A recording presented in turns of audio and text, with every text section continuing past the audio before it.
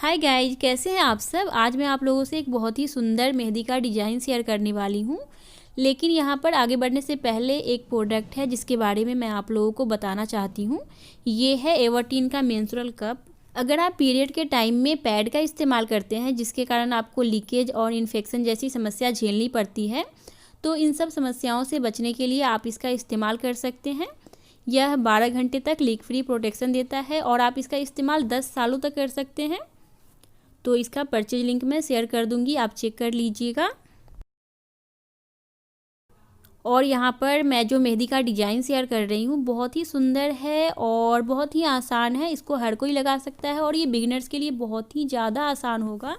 So guys, please इस video को like और शेयर ज़रूर कर दीजिएगा।